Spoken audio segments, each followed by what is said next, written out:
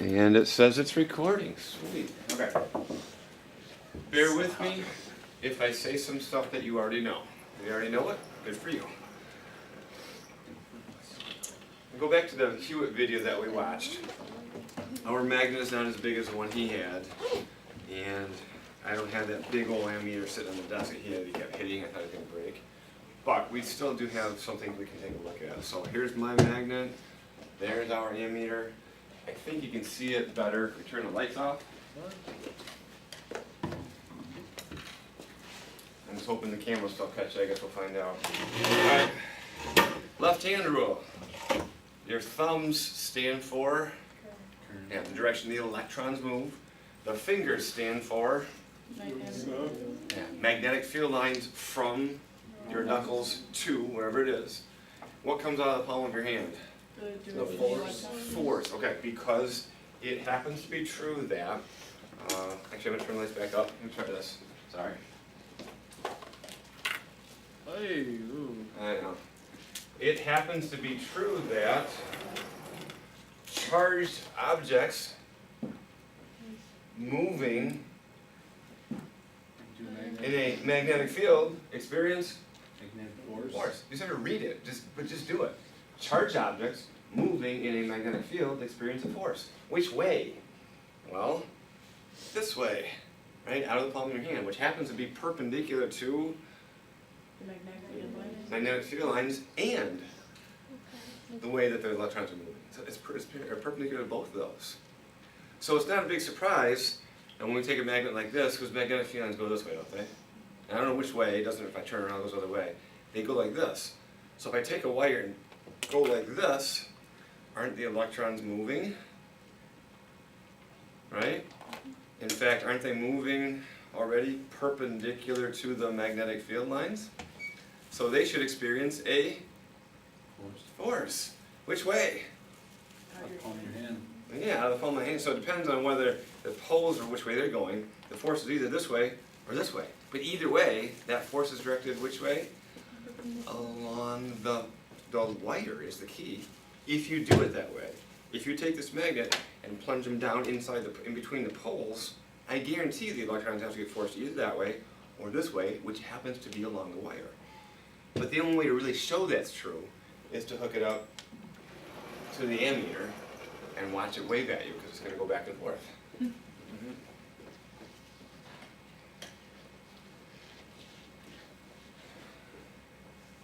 This is exactly what he did. Wow, see that needle move back and forth? How can I make a bigger effect? More wire. So I can coil it up a little bit. You get sort of two wires here. I'm not very good at coiling my wire apparently. So maybe two wires. Not a whole lot more effect. I'm not getting a very good coil there. But we've been through this before. Two wires. In fact, haven't we always seen that when you coil wires up in this thing, you get a bigger effect? No matter what we've done. Coiling the wires up makes a bigger effect. So that's not a really big surprise that that would happen. Alright, I think I'm done playing with the lights. Okay. So all of this whole process, which is called electromagnetic induction, because what are we producing? Electricity. Oh, electricity. That's what we call it, electromagnetic induction. The difference being, in magnetic induction, you start with electricity, you produce magnetism. In electromagnetic induction, you start with magnetism and you produce electricity. That's why they call it that.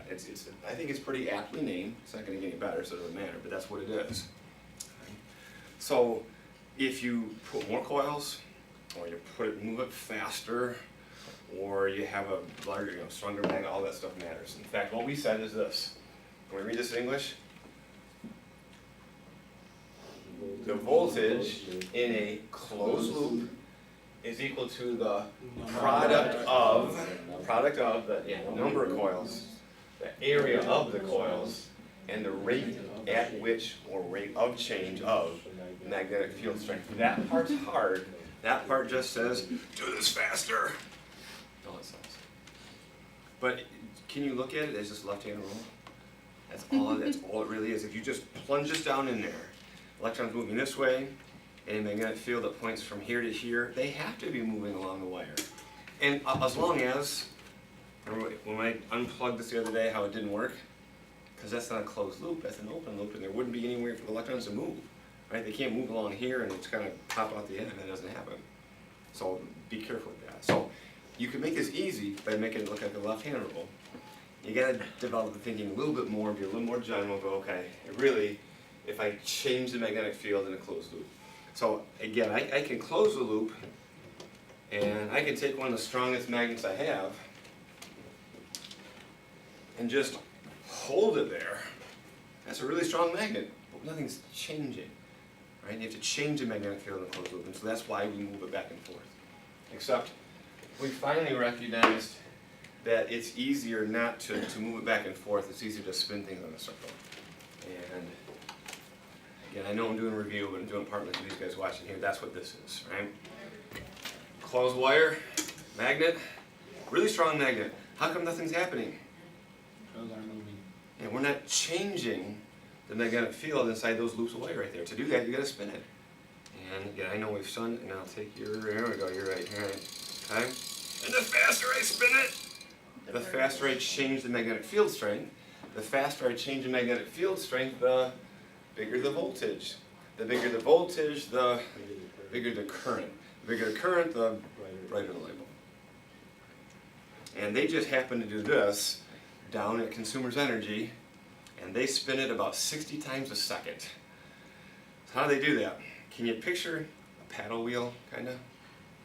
Okay, so they got these things sticking out on the edge of this. So what do? They burn coal, which is used to boil water, heat it up so it boils. They shoot that steam out of a little opening. Oh, steam hits that paddle wheel, makes this thing spin. That's how they do it. Other ways, obviously, of doing it, you could picture this, and with paddles sticking it out, and put it near a waterfall, and the waterfall spinning around. Can you picture big old fins on it out in the air with the wind making it go around? Can you picture putting it on your bicycle? I mean, all those kinds of things will make this happen. And the faster you do it, the bigger the current you get, and the bigger voltage you get. So that's how that works. So this is a generator which generates electricity, electric current, all that stuff, okay? It works on the principle of electromagnetic induction, really just a left-hand rule, all it is. Okay? What do you see in here? Coils of wire and magnet, and as we have said, I know I'm doing stuff you've already seen before, as we have already said, that's exactly the same things that are in an electric motor. So, just twice if you can handle it today. All right, I promise not to do it too many times. So, this says south, that says north. See my big old horseshoe magnet? Good. I got a magnet, I got coils of wire. Let's pretend this is a motor for now, okay, a motor. So here's my two leads that go off to the battery. And in this and there's a pivot right here, right, okay?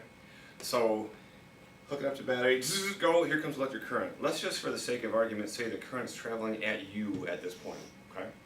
Can you hold your left thumb the correct way? Be this way, good, okay? In a magnetic field that points from north to south, out of the palm of my hand comes a force, which is down.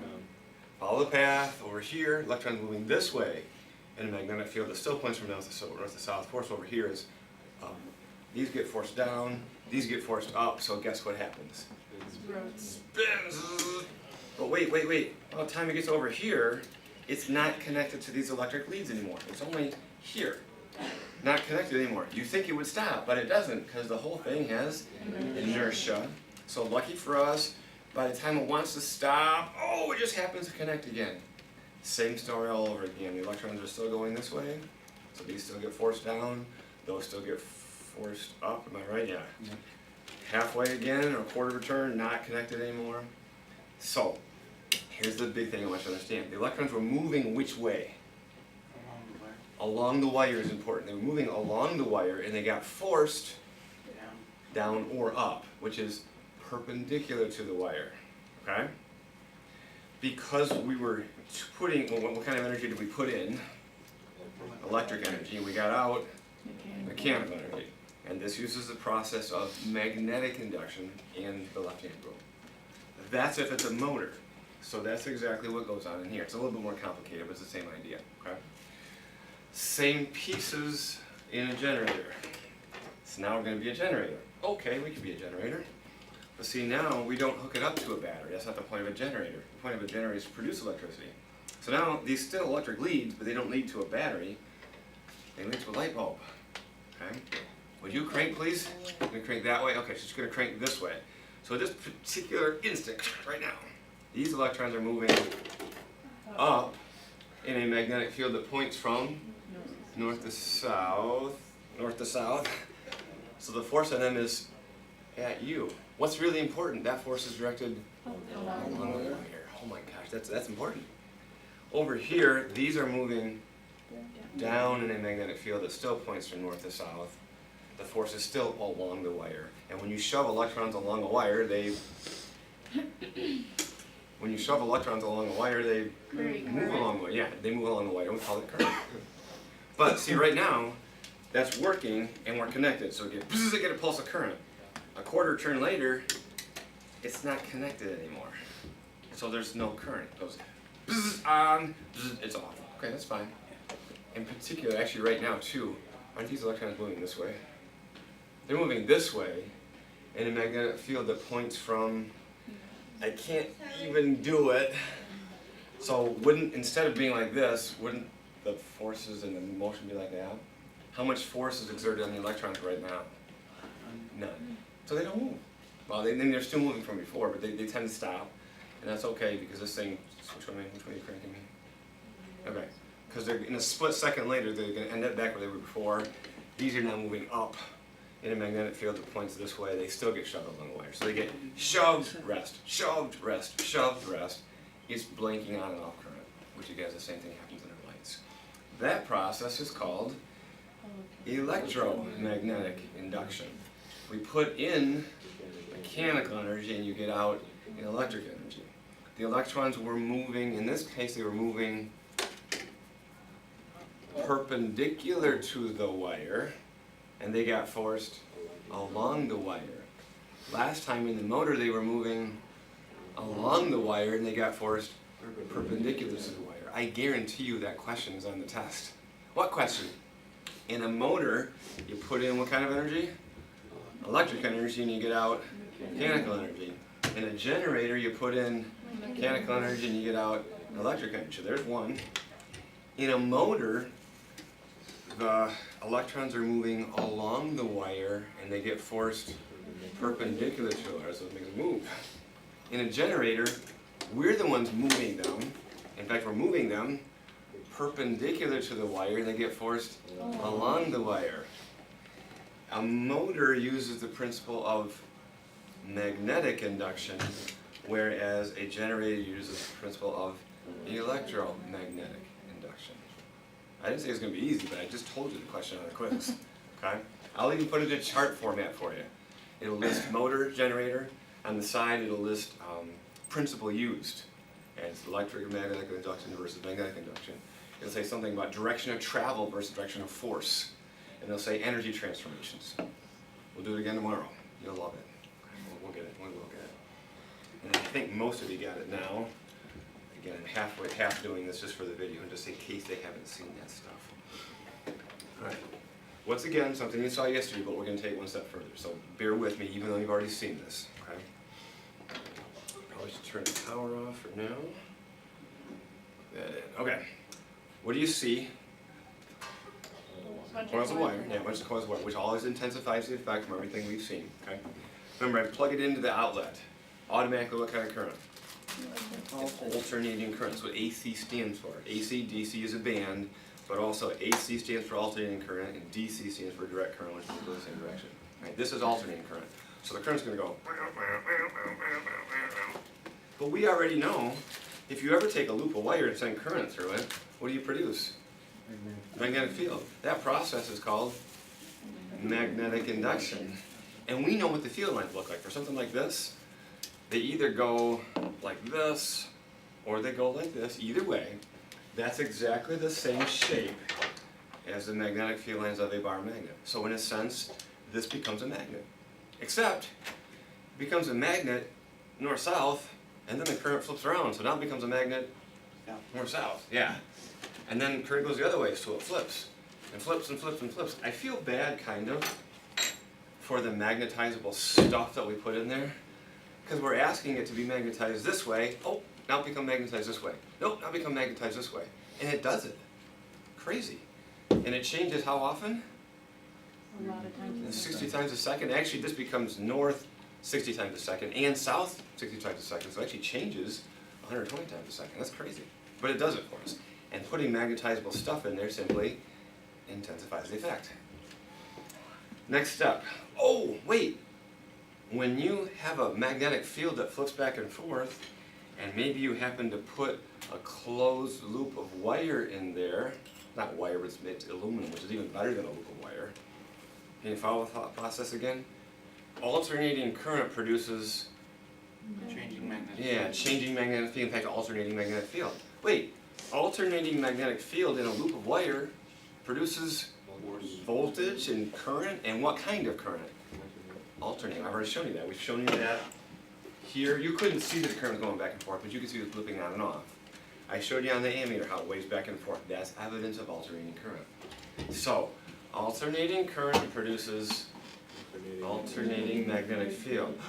Alternating magnetic field in a loop of wire produces alternating current. Wait, alternating current in a loop of wire produces alternating magnetic field. The question then becomes, well, the magnetic field that this thing produces and the magnetic field that this loop of wire produces interact, and we already know that the answer is yes.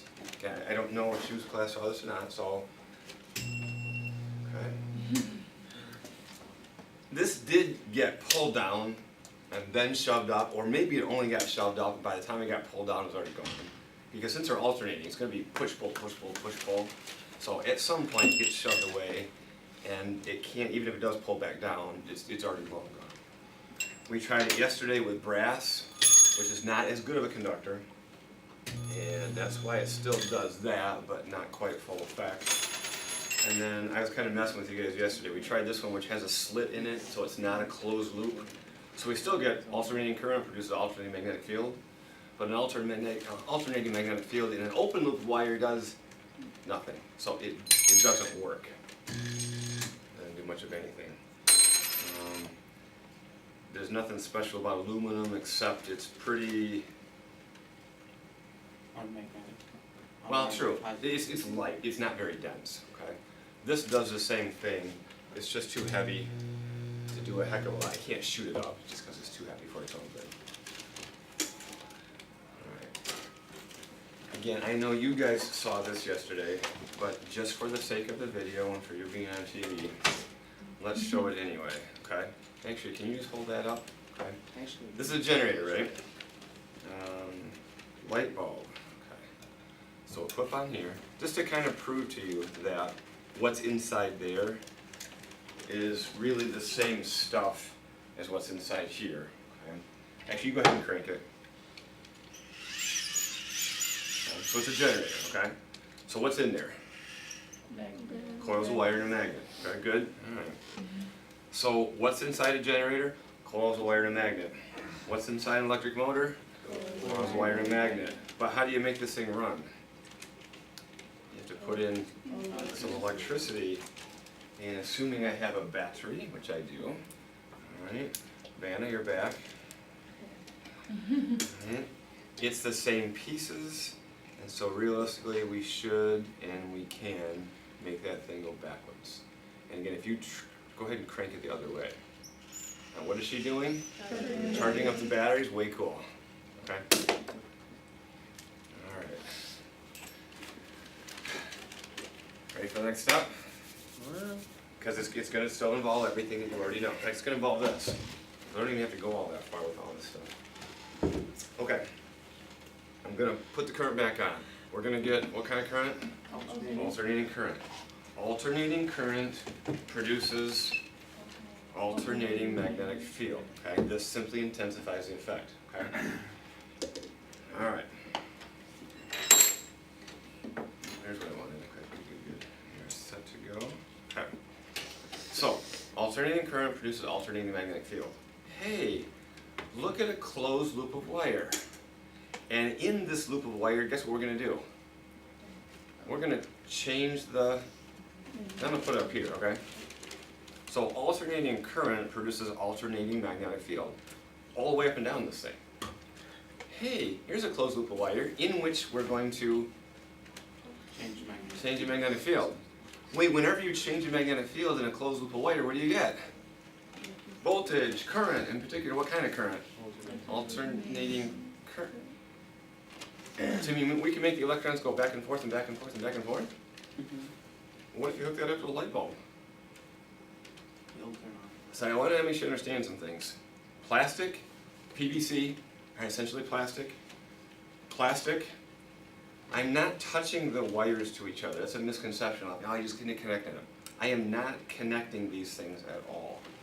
There's a bunch of plastic in the way, okay? And yet, I can hold this over here as well. See it light up a little bit? Oh.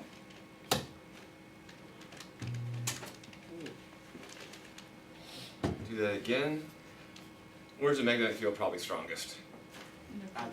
Down in here, because that's where the current's the strongest by far. Yeah, that's why when it's up there, there's a little bit, and the further you shove it down in there, the better it works.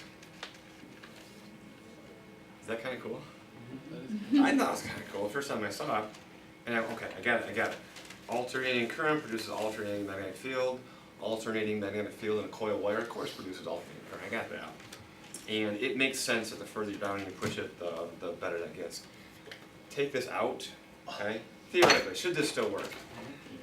Should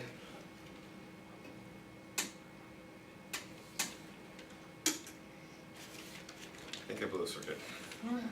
Because this is not doing anything at all right now, is it? No, electrical, right? Okay, just to test, I think we blew a circuit. No, we didn't, okay. So it didn't work at all without that in there, didn't it? That makes such a big effect. I really thought we blew a circle. No, we didn't, okay. That makes such a big effect. So consumers' energy must be out there, right, cutting up a bunch of coat hangers like this, and that's not how they do it. But this thing, the first time I saw it, I went, wow, that's really cool. And then I went, well, that's stupid. If you wanted this light bulb to light up, why didn't you just connect it into that thing in the first place and skip all that stuff? Is that a legitimate question? Why would you go through all the, other than the fact it's cool, why would you go through that whole process to simply light up a light bulb? Why don't you just unscrew these and stick them right into the outlet? It is called a transformer, you're right. This whole thing is called a transformer. And if you've ever looked on the utility poles, it's usually in something, maybe a green bucketish looking thing about this big around, this tall. That's what's inside those things, is coils of wire and magnetizable stuff, okay? A transformer. Why do they bother to do this? Change the voltage. Yeah, something we already know. Something we already know. The number of coils and the voltage are directly related to each other. If I make exactly the same number of coils here as I do coils here, then the voltages here are exactly the same. But if I put fewer coils here and more coils here, I can actually get a bigger voltage. That turns out to be important. You can't do that with batteries.